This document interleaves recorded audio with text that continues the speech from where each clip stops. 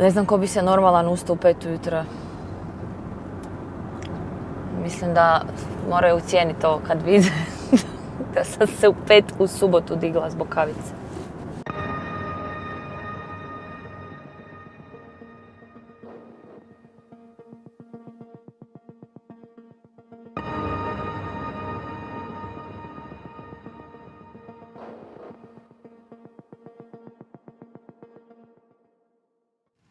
Bok svima i dobrodošli u novu epizodu Kavice sa Sarom.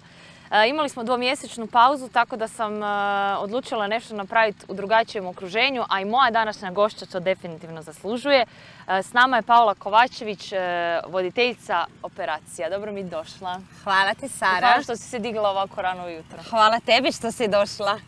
Hvala meni, ja sam se isto sama sebi zahvalila. 5:30 nije bilo lako. Nije bilo lako, mislim zapravo 4:20, ako ćemo biti specifični. Ajmo mi na pitanja, jer ti danas letiš. Da. Ok.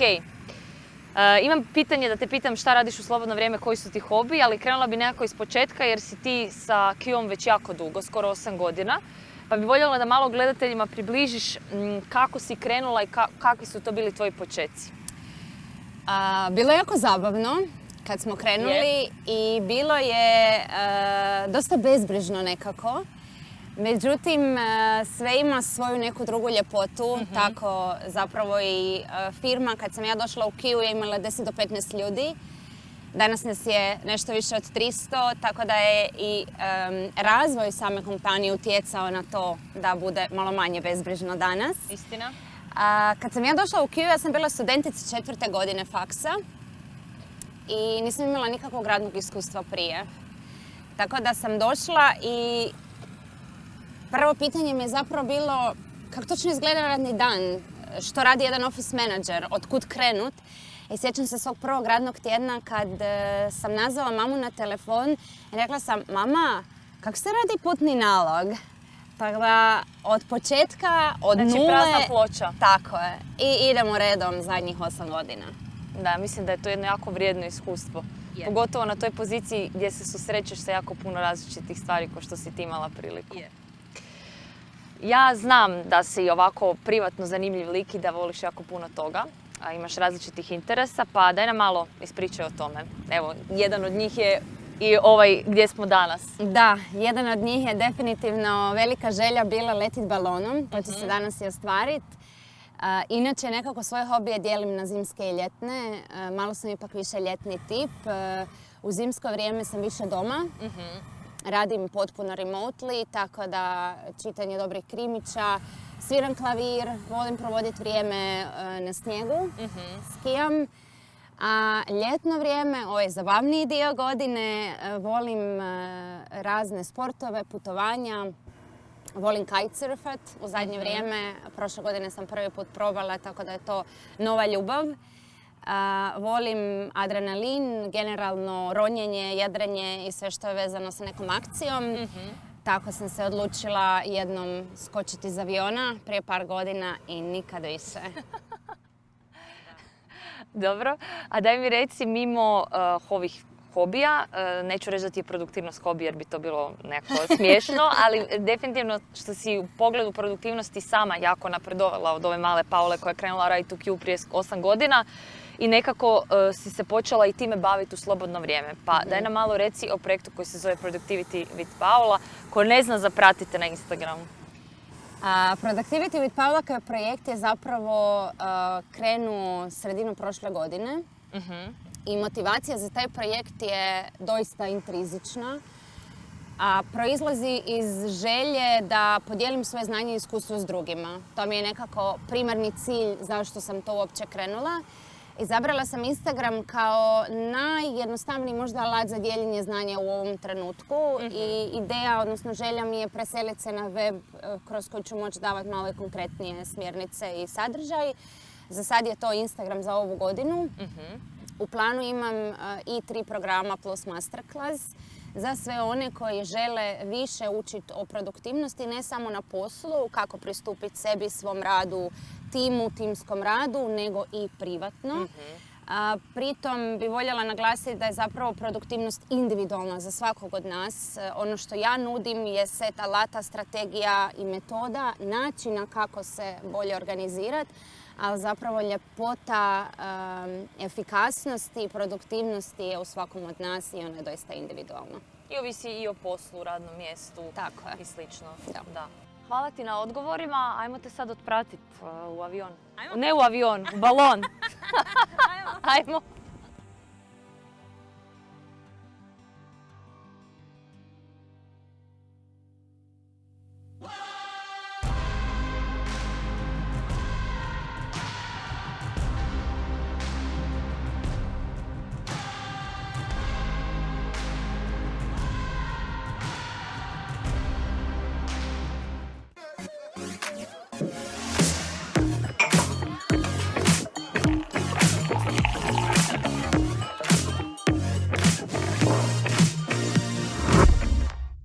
Ok, dovela sam te u poslovno okruženje s razlogom, jer te sad želim pitati neka poslovna pitanja. Pa krenimo zapravo od tvoje pozicije, koja je direktorica operacija, pa da malo pojasniš ljudima što točno ti radiš i što obuhvaćaju operacije kao takve.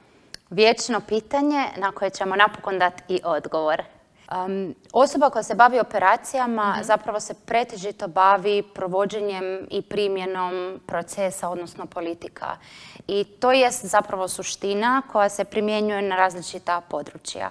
Ja se pretežito bavim organizacijom, strukturom i procesima, što bi možda na neki laički način objasnili na način da kad imamo negdje kaos ili potrebu da nešto malo uredimo, sredimo, onda zapravo da uvodimo strukturu, odgovornosti, zaduženja, procese kako bismo napravili što efikasniji i bolji sustav, ali bavimo se unapređenjem već postojećih procesa i sustava kroz automatizaciju, odnosno digitalizaciju, da stvari idu brže, lakše, da budemo efikasniji s manje uloženog vremena.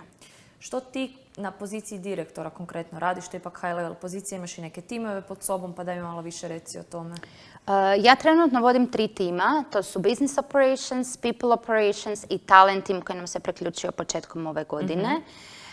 Moj svaki dan je doista drugačiji i to je zapravo ljepota ovog posla, ne mogu reći, zadnjih 6-7 godina je doista svaki dan nešto novo uz primarni leadership i na neki način bavljenje ljudima i njihovim rastom i razvojem.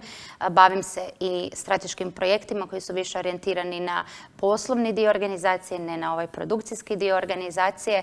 A ti projekti su raznoliki. Ja bih rekla, od samog početka pa do danas provlačili su se projekti za uspostavu nekih novih sustava, unapređenje sustava, implementaciju novih alata, adoption tih alata, metrika, reporta i svašta nešto drugo zanimljivo.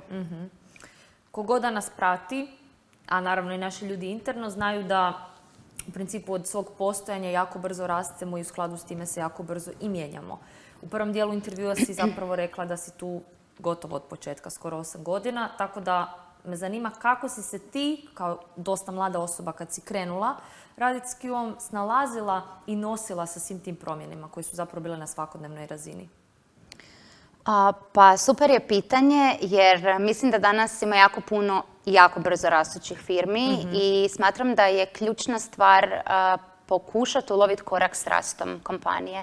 Znači, ono što je važno da se događa je da se taj rast kontinuirano prati razvoj firme, jer u suprotnom izgubimo konce i ja mislim da sam se ja nekako uspjela u tim vodama dobro zaplivat.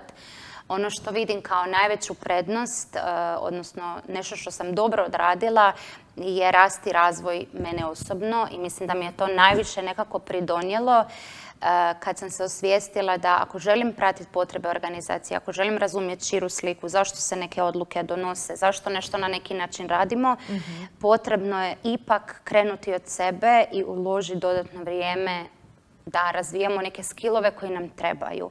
Pritom ne mislim na bolje ili kvalitetnije poznavanje Excela ili sličnih alata. Mislim više na mindset, na taj neki think big sliku da dobijemo cijelu sliku poslovanja i da razumijemo zašto mi radimo taj naš jedan manji možda komad torte. Daj mi reci, na koji način doskačeš osobno pritiscima koji su isto tako na neki način, bar s obzirom na tvoju poziciju, svakodnevnica? Ako mi se možeš malo osvrnuti u vidu zapravo te produktivnosti koja tebe dosta izvlači, dosta si se referirala na tome u prvom dijelu intervjua, na neki način se već počinješ i baviti mimo toga time, tako da evo... Rekla bih da je organizacija pola posla, točka. Vrlo kratko i jednostavno zvuči, malo teže u praksi, ali kad razmislim koji bi bio najidealniji savjet da ti mogu danas dati, kako hendlat stres na poslu, a opet stići sve odraditi, definitivno bi bilo tjedno planiranje. To je vrlo jednostavna strategija koju svi možemo usavršiti i pritom mislim da to može raditi od studentskih dana do kraja života, bilo koja industrija ili karijera. Planiranje radnog tjedna je za mene must i to radim ponedjeljkom ujutro. Kad sam svježa, kad sam koncentrirana i odmorna, napravim planiranje cijelog tjedna. Nekako pikiram ključne evente taj tjedan, sastanke, razgovore sa timom, projekte, možda neke rokove koji su mi važni i trudim se oko tih ključnih stvari organizirati ostatak posla. Da mi živimo u idealnom svijetu, onda bi ti napravio prekrasan plan kojeg bi se držao, međutim nije idealno i ja sam svjesna da u svakodnevici imamo dosta stvari koje ulijeću, dolaze hitno, bitno, koje se trebaju rješavati i tome treba pristupiti da je to normalno i da je to ok, da se to svima događa. Samo sagledati perspektivu reprioritizacije, reći ok, A i B ću izvući van, ali ću umjesto toga onda staviti C i D. Ali što imaš bolji pregled svega, lakše ti je zapravo znači što možeš izbaciti i napraviti si prostora za nešto drugo. Tako je. Ok, imaš kompleksnu ulogu, manevriraš sa dosta različitim projektima, neke te različite projekte vodiš u isto vrijeme. Dosta se često moraš prebacivati sa jednu na drugu stvar, doslovno jedan sastanak je o jednoj temi, drugi sastanak koji ide iza ovog je o drugoj temi. Koji su nekakvih 5 ključnih savjeta koje bi ti podijelila i mladim naraštajima i svim menadžerima koji imaju sličan, raznovrsan posao, koji su tebi zaista napravili neku važnu razliku? Da, 5 je jednostavnih. 5. mi je definitivno najdraži, ali idemo redom. Može. Prva stvar je alat za organizaciju. Bez toga ne možemo dalje. Imam jedan privatni board, jedan poslovni board i pretežito, odnosno od uvijek koristim Trello. Zavoljela sam ga prije 8 godina i držim ga se dan danas. Mislim da je vrlo jednostavan i intuitivan, da ga svako može... I on je rastao s tobom, ima puno novih feature-a, nije ni on ostao. Pa tako je, istina. Druga stvar je focus time koji imam u danu. Trudim se svaki dan imati 2 sata svog mira. To znači bez Slack notifikacija, bez mail komunikacije, bez nekih vanjskih disturbansa, Whatsappa, Instagrama i tako dalje. Zatvorim se u focus time i 2 sata odrađujem ono što je meni bitno da odradim. Najčešća zamka koja se zna dogoditi je da smo cijeli dan fokusirani i na raspolaganju drugima, i timovima i kolegama i onda se zapravo tvoj day-to-day posao salije after 5. I ovo je možda najbolji savjet da to probamo uglaviti u taj period između 1 i 3 koji mi u Q imamo. Koji je treći? Treći smo već spomenuli, to je weekly planning, ponedjeljkom planiranje cijelog tjedna, unaprijed, petkom Friday review, osvrt na tjedan. Što je bilo dobro, što je moglo biti bolje, što nije bilo dobro, što je odrađeno, što nije, što prebacujem u idući tjedan u kojem već imam neki visibility zadataka koji me čekaju, reprioritizacija. I ostala su nam još 2. Tako je. 4. je... Isto tvoj najdraži, ja bih rekla. Google kalendar. Da, upravo si, ja sam sad to ne može zaboravila. proći ništa da ti ne pošalješ što god da imamo privatno, jer se mi privatno družimo. Frendica šalje, imamo krstitke, ja dobijam invite, tako da mislim da ima nešto u tome, ima neka simbolika da zaboraviš ono što najčešće koristiš, ali evo, daj malo reci nam više o tom. Zbunila sam se, ali da, kalendar invite je definitivno nešto bez čega više ne živim. Ima jedna poslovica koja kaže pametan piše, a ovo drugo znamo. Tako da se držim toga da apsolutno ništa ne držim u glavi i sve odmah zapišem, stavim u kalendar i znam već sad unaprijed raspored što me čeka i ništa nije zaboravljeno. Super, to koristiš i za privatno. Apsolutno, da. I to spašava. Od frizera, dogovora, druženja, skijanja, putovanja, svega. Odlično. I 5. tvoj najdraži? Imam privatni vision board i 10 ciljeva za ovu godinu koje želim ostvariti. Svaki mjesec radim kratki check-up, jednomjesečno, to je u kalendaru, prvog u mjesecu. Izdvojim 15 minuta da napravim refleksiju na prošli mjesec i da vidim da li sve ide po planu, mogu nešto možda bolje, u nešto uložiti više vremena. Meni je ta inicijativa iskreno i najdraža, jer ne samo da sam ju ja počela raditi, nego znam i svoje prijatelje koji su ju počeli raditi i mislim da je stvarno došlo vrijeme da se orijentiramo na svoje osobne ciljeve i da prestanemo uvijek samo ispunjavati ciljeve nekih drugih ljudi, u ovom slučaju naših menadžera, jer u poslovnom svijetu imaš neke godišnje ciljeve, na kraju te godine imaš i neki review i spremni smo napraviti te ciljeve i ostvariti ih, pa ajde da nešto onda napravimo i za sebe. To je zapravo jako lijepo i jako točno i nadam se da ćeš potaknuti ljude više na to. A kog zanima više, znate gdje je Paula, možete se javiti. Evo, mene je natjerala pa sam napravila, potaknula, ne, preoštri izraz. Super, hvala puno na detaljnim odgovorima.